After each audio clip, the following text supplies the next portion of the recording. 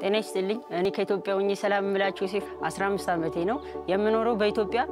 ዋና ከተማ አዲስ አበባ ነው ልዩ ስሟ ከሀገራችን ደስ ከሚሉ ነገሮች አንዱ ስለ ቡና ነው በመጀመሪያ ቡና በሀገራችን እንደተገኘ እናውቃለን ለምሳሌ ያክል እናቶቻችን ቡና በሚያፈሉበት ሰዓት ሰዎችን ሳይጠሩ እንደማይጠጡ ሀገሬ ኢትዮጵያ ያለፈውን ዓመት በብዙ አስቸጋሪ ሁኔታ ውስጥ አልፋለች በኮቪድ ምክንያት ብዙ ወላጆች ስራቸውና ገበያቸውን አጥተው አስቸጋሪ ኢኮኖሚ ውስጥ ገጥሟቸዋል በዚህ ምክንያት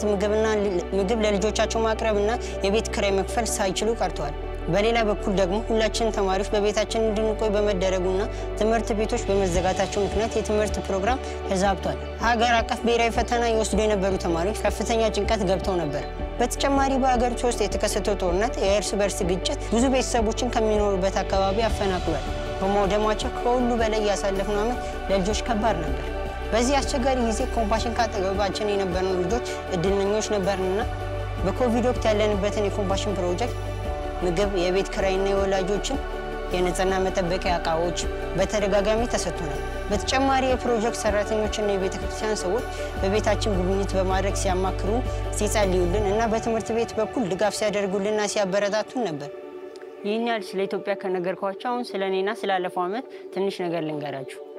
የምኖረው ከናትና ከአባቴ ጋር ነው ሁለት እህቶችና አንድ ወንድሞች አሉ ፋዘር ድሮ ይሰራ ነበርና ደም ግፊት በመጣ ጊዜ ኮቪድን በገባ ጊዜ ሁለቱ ኮቪድ ይዞ ተጋሽቶበት አሁን ቤት ላይ ነው የሚገኘው ማዘር በመሰራው ህይወት ነው የምንኖረው ማዘር በመሰራው ስራ ነው የምንኖረው ባለፈው ዓመት በጣም ለኛ ከተደረገልን ነገር ማርሰው